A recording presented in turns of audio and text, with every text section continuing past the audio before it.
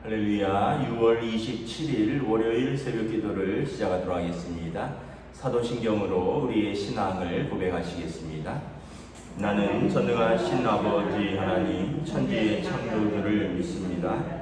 나는 그의 유일하신 아들 우리 주 예수 그리스도를 믿습니다. 그는 성령으로 잉태되어 궁정녀 마리아에게서 나시고 본디오 빌라도에게 고난을 받아 십자가에 못 박혀 죽으시고 장사된 지 사흘 만에 죽은 자 가운데서 다시 살아나셨으며 하늘에 오르시어 전능하신 아버지 하나님 우편에 앉아 계시다가 거기로부터 살아있는 자와 죽은 자를 심판하러 오십니다.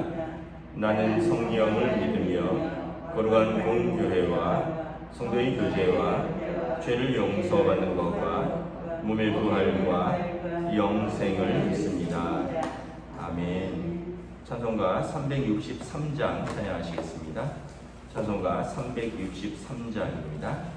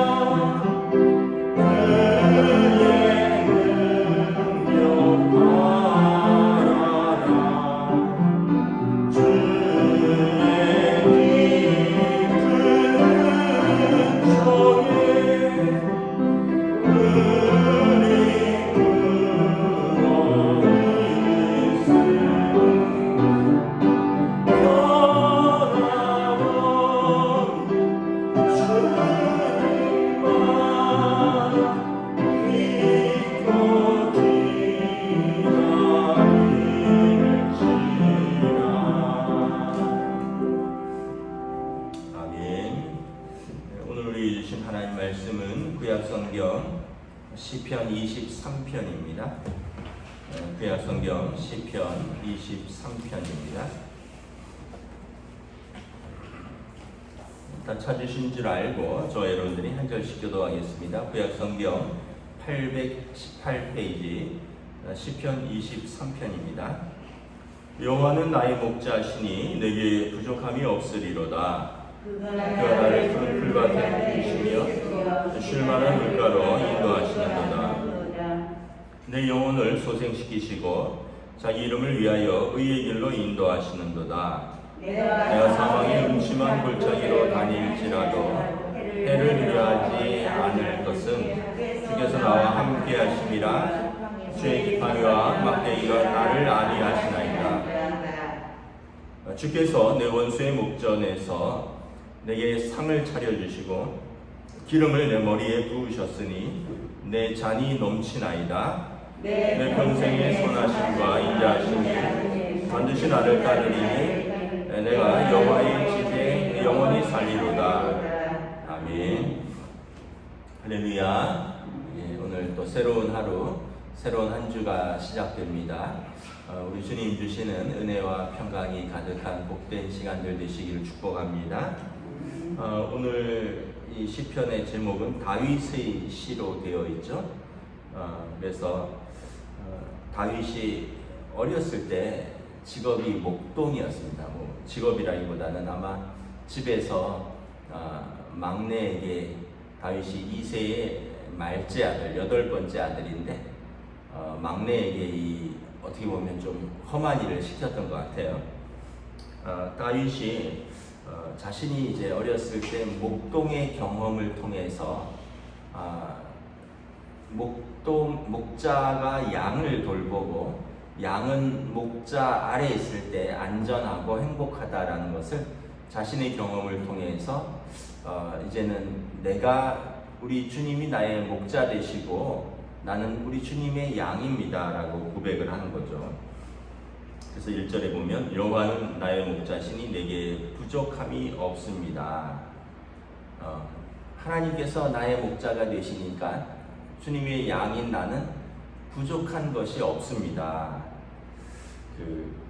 양은 우리가 이렇게 양에 대해서는 잘 모르지만 우리가 알고 있는 양에 대한 지식은 양은 눈이 어둡대요. 그리고 눈앞에 보이는 어떤 물을 따라가다 보면 길을 잃기 쉽다는 것입니다. 그러니까 눈이 어두우니까 전체적으로 또는 멀리 볼 수 있는 시력이 없다는 거죠. 그 눈앞에만 있는 것, 그래서 눈앞에 있는 것, 먹을 것 있으면 그거 따라가고 그러다가 길을 잃기도 하고 그런데 또 양의 특징이 뭐냐 하면 양이 발이 빠른 것도 아닙니다. 그래서 맹수가 쫓아오면 막 사슴이나 노루처럼 빨리 뛸 수도 없고요. 또 어떤 뿔 같은 게 있어서 자신을 방어할 것도 없고 양은 오직 목자가 양을 지켜줘야만 되는 것입니다. 그러니까 양은 되게 어떻게 보면 연약한 동물이죠. 스스로 먹이를 찾기도 어렵고 시력이 나빠서 스스로 도망치거나 스스로 보호할 무기나 아니면 스스로 보호할 만큼 빠르지도 않다는 거죠. 그래서 양은 목자가 절대적입니다. 근데 이 다윗은 하나님이 나의 목자시니 내가 부족함이 없습니다. 여한이 없습니다. 라는 것이죠. 이유는 양이 이제 스스로 양식을 못 찾는데 목자가 푸른 풀밭으로 나를 인도합니다. 맑은 시냇물가로 나를 인도합니다. 그리고 그곳에서 나를 쉬게 하고 먹게 하고 그리고 먹는 동안은 나를 지키시는 것입니다. 그래서 모든 필요한 것을 공급받는다는 거죠. 양이 풀밭에 있을 때나 물가에 있을 때나 우리에 있을 때나 항상 목자가 함께 있으니까 양은 걱정이 없다는 것입니다. 또 자신이 이제 여호와의 양이니까 여호와께서 내 영혼을 내 육신뿐만 아니라 내 영혼을 소생시키시고 그리고 자신의 이름을 위하여 자신의 양들을 의의 길로 인도하십니다. 그래서 자신이 하나님 앞에 서 있으면 자신은 생명의 길로 가는 것이고 자신이 하나님 앞에 서 있으면 자신은 의의 길로 가는 것입니다. 왜냐하면 하나님의 이름이 생명의 주이시고 하나님이 의의 주이시기 때문에 내가 여호와의 목자면 나의 삶은 생명의 길, 의의 길로 가는 것입니다. 왜냐하면 목자이신 여호와가 나를 불의한 길로 인도하시지도 않을 것이고 목자이신 여호와가 자신의 양을 죽음의 길로 인도하지 않으실 거 아닙니까? 그래서 4절에 내가 사망의 음침한 골짜기로 다닐지라도 해를 두려워하지 않을 것은 주께서 나와 함께 하십니다. 양이 풀밭만 다니는 것도 아니라는 거죠. 그래서 어떨 때는 계곡을 지나야 되기도 하고요. 계곡을 다닐 때 양이 걱정이 될 수도 있잖아요. 왜냐하면 계곡에 맹수가 숨어 있을 수도 있고. 그래서 이 사망의 음침한 골짜기를 다닐지라도 양이 자신을 걱정하지 않는 것은 우리 목자가 지팡이와 막대기로 나를 지키고 있기 때문입니다. 만약에 맹수가 오면 내 자신이 다윗 왕이 스스로 목자였을 때 양을 지킬 때 뭐 일이라든가 늑대가 오면 막대기로 쫓는다거나 또 물맷돌을 사용을 했잖아요. 골리앗을 물맷돌을 던져서 쓰러뜨린 것처럼 돌을 던져서 맹수들을 쫓듯이 양은 목자랑 있으면 어디를 가든지 항상 안전하다라는 거죠. 여러분 이제 어린아이들이 부모를 의지할 때는 모든 것이 안전합니다. 왜냐하면 어린아이는 부모가 지켜주니까 날씨가 더워도 문제없고 날씨가 추워도 문제없고 더우면은 아예 시원하게 해줘, 더 추우면은 이불 덮어줘, 옷 꼭 싸매줘, 비바람 불면은 또 차로 뭐 안내해줘. 그러면서 아이는 아빠 엄마랑 있을 때는 두려움이 없다는 거죠. 사막에 있든지 뭐 어디 북극에 있든지. 왜냐하면 아빠 엄마가 아이를 지켜주니까, 아이를 생명을 걸고 지켜주니까.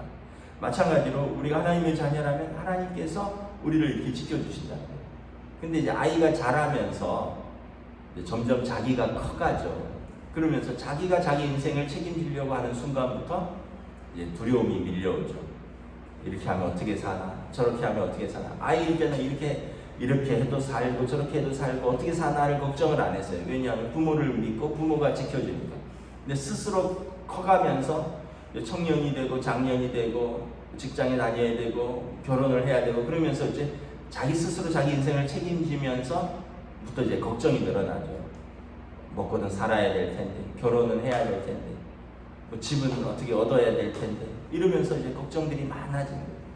그런데 어떤 면에서 보면 똑같아요. 하나님은 우리가 아이일 때도 우리 하나님이셨고, 우리가 어른일 때도 우리 하나님이시고, 우리가 노인이 되었을 때도 하나님은 우리 하나님이시고, 그래서 우리가 하나님 아버지를 의지하면 하나님께서 우리를 푸른 풀밭 또 맑은 시냇물 사망의 음침한 골짜기 장소를 가리지 않고 어디에 있든지 나를 지키시고 나를 인도하신다. 그래서 내가 가는 그 길은 목자이신 하나님께서 나를 인도하시니 생명의 길이요 의의 길입니다 라고 고백을 한 것이죠. 5절 6절에 보면 잔치자리가 열리는데 원수의 목전에서 내게 상을 차려주시고, 이 잔치자리에 자신도 초대받았지만 나의 대적자, 나의 원수도 아마 잔치자리에 참여하는 것 같습니다. 그런데 주님께서 내 원수의 앞에서 내게 상을 차려주시고 나를 존귀하게 대접해 주셨다는 것입니다. 여러분, 하나님께서 나를 잔치자리에 초대해 주셨는데 하나님의 잔치자리에 그 끝자리라고 해도 감사한데 하나님의 잔치자리에서, 좋은 자리에서 특별하게 나를 대접해 주신다는 것입니다. 기름을 내 머리에 부으셨으니 내 잔이 넘치나이다. 그 당시 기름을 붓는다는 것은 존귀함을 의미하는 것입니다. 하나님께서 나를 특별하게 대우하신다, 나를 존귀하게 대우하신다라는 것입니다. 그래서 내 원수가, 내 주님이 나를 이렇게 대하는 것을 보면서 내 원수가 내가 저 사람을 함부로 하게 된 것 후회하게 되고, 그리고 내 원수의 목전에서 내가 영광을 얻게 된다는 것입니다. 그래서 내 원수는 내가 망하기를 바랬을 텐데 하나님 앞에 갔더니 하나님께서 내 원수 앞에서 나를 이렇게 존귀하게 대해주시니 내가 원수에게서 승리했다라는 것입니다. 그래서 시인은 6절에 보면 내 평생의 선하심, 그래서 내 잔이 넘치나이다. 내 잔이 넘친다는 것은 내 그릇에 비해서 은혜가 크다라는 것입니다. 여러분, 잔에다가 물을 담잖아요. 뭐 조그만 잔도 있고 큰 잔도 있잖아요. 근데 어떤 잔이든지 넘치도록 부으면 어떻게 될까요? 넘치는 거죠. 뭐 물잔에 물을 가득 채웠어요. 근데 계속 부으면 어떻게 넘치는 거죠. 그러니까 내 그릇보다 하나님의 은혜가 훨씬 크다는 거예요. 막 나의 인격과 나의 사람됨과 나의 어떤 모든 것은 하나님 앞에서 조그만 그릇인데 하나님이 은혜를 막 철철 넘치게 부어주신다는 거예요. 여러분 그렇지 않은가요? 우리 삶을 돌아보면 하나님의 은혜를 막 부어주시잖아요. 우리가 살아가는 것, 또 우리에게 가족들을 주신 것, 또 젊어서 우리가 뭐 일을 할 수 있었던 분들은 일을 했던 것, 또 은퇴하셨던 분들은 그때까지 하나님께서 일터에서 나에게 일을 주신 것, 또 은퇴해서도 또 하나님 앞에서 믿음의 삶을 살게 되는 것, 이 모든 것들이 나의 그릇보다 넘치게 보여주신 하나님의 은혜인 거죠. 그래서 시인은 감사할 것밖에 없다는 거죠. 내 잔은 요만한데 하나님이 은혜를 막 부어주시고 넘친다는 것입니다. 그래서 고백이 뭐냐면 자기 평생을 돌아보면 하나님의 선하심과 인자하심이 있었습니다. 그리고 나는 여호와의 집에 영원토록 살 것입니다. 여러분 돌아보면 고생밖에 없다 이런 사람은 참 불행한 사람입니다. 자기 자신을 의지하고 산 사람입니다. 고생도 했지만 하나님이 은혜로 지금까지 인도하여 주셨다 이렇게 고백하는 분은 고난 속에서 하나님을 붙들고 산 사람입니다. 그래서 다윗 왕은 여러분 고생이 없었습니까? 죽도록 고생했던 사람이죠. 그런데 오늘 말씀해 보면 평생의 선하심과 인자하심이 나를 따르리니 내가 여호와의 집에 영원히 살리로다. 그래서 사실은 양이 목자와 함께 있으면 두려울 것이 없죠.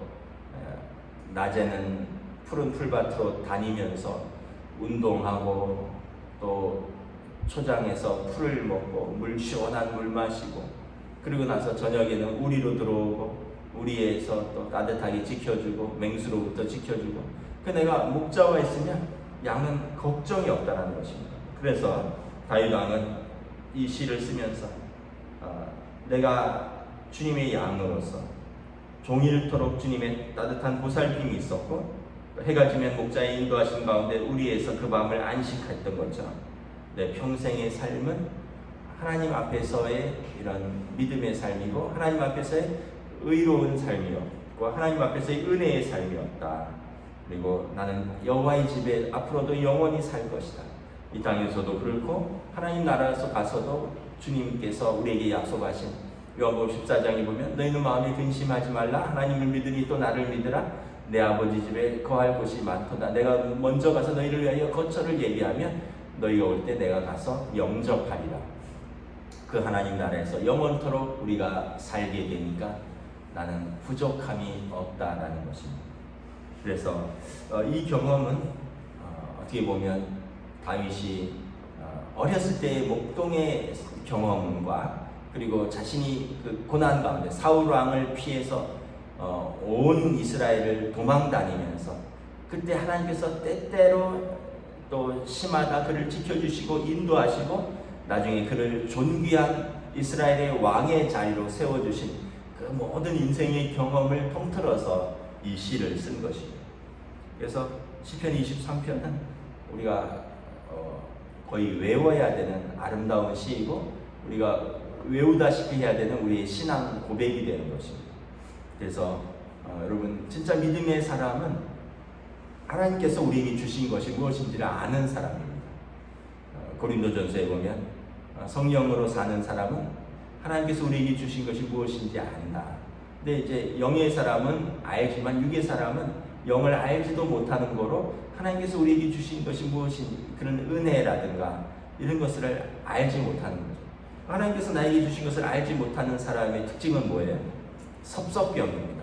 뭐하면 섭섭하다, 툭하면 섭섭하다, 부모에게 섭섭하다, 남편에게 섭섭하다, 아내에게 섭섭하다, 애들한테 섭섭하다, 교회 가면 교인들한테 섭섭하다, 구역장한테 섭섭하다, 목사한테 섭섭하다. 섭섭하지 않은 게 없어요. 근데 은혜를 알면 부모님께 감사하다. 그 어려운 시절에 나를 이렇게 키워주셨으니 감사하다. 아유, 남편이 애써서 고생해서 식구들 먹여 살린 거 감사하다. 아이들 그래도 늘 부족한 부모를 만나서 부족하게 키웠는데 잘 자라주어서 감사하다. 성도들 참 우리 믿음의 가족으로서 나를 믿음의 식구로서 대해주니 감사하다. 우리 목사 젊은 목사가 애쓴다, 감사하다. 이렇게 여러분 우리가 감사할 거로 생각하면 한이 없고요. 섭섭할 거로 생각해도 한이 없어요. 그 어떤 관점을 가지느냐가 중요한 거예요. 다윗 왕은 어떤 관점을 가졌어요? 하나님께서 내게 은혜로 주신 것을 아는 관점을 가졌어요. 다윗 왕이 섭섭할 게 얼마나 많습니까?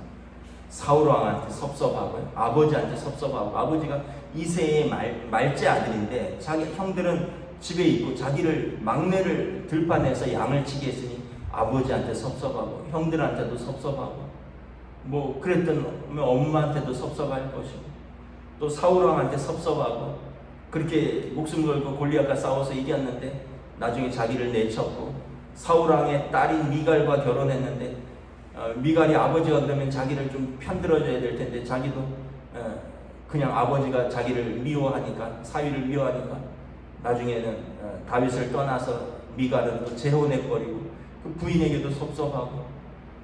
여러분 다윗은 나중에 자식한테도 그렇죠. 압살롬, 아노니아, 암논 섭섭할 거 투성이죠. 그래서 여러분 어떤 사람이 믿음으로 살면서 어떤 사람이 하나님의 은혜를 아는 사람인가, 성도에 있어서 중요한 척도 중에 하나가 감사를 아는가, 감사를 모르는가. 그래서 여러분 감사를 아는, 그리고 하나님께서 우리와 함께 하시고 인도하시는 것을 기쁨으로 누리는 우리 성도들 되시길 주님의 이름으로 축복합니다. 기도하겠습니다. 하나님 은혜를 감사합니다.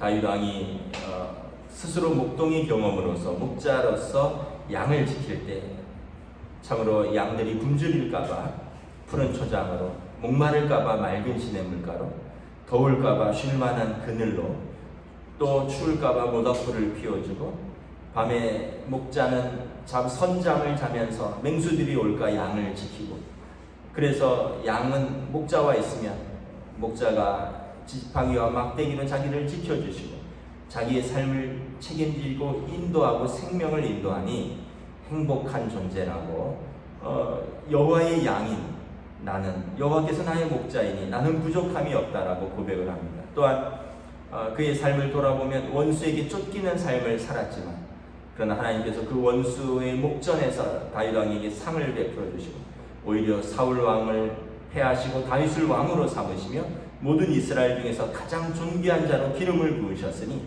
내 잔이 넘치나이다. 그러므로 내가 평생의 주의 선하심과 인자하심으로 함께 하시는 나의 목자를 생각하면 나는 감사하고 나는 여호와의 집에 영원히 거하는 여호와의 양이 되겠습니다. 이 고백이 오늘 우리들의 고백이 될 수 있기를 원합니다. 하나님께서 우리에게 생명과 또 자유함을 주셨습니다.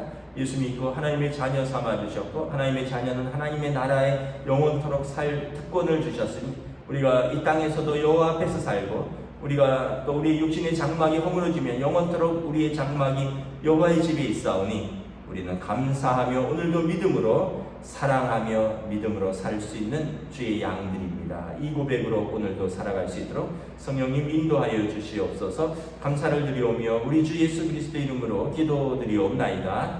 아멘. 하늘에 계신 우리 아버지 이름을 거룩하게 하시며 아버지 나라가 오게 하시며 아버지의 뜻이 하늘에서와 같이 땅에서도 이루어지게 하소서. 오늘 우리 일용할 양식을 주시고 우리가 우리에게 잘못한 사람을 용서하여 준 것 같이 우리들을 용서하여 주시고 우리를 시험에 빠지지 않게 하시고 악에서 구하소서. 나라와 권능과 영광이 영원히 아버지의 것입니다. 아멘.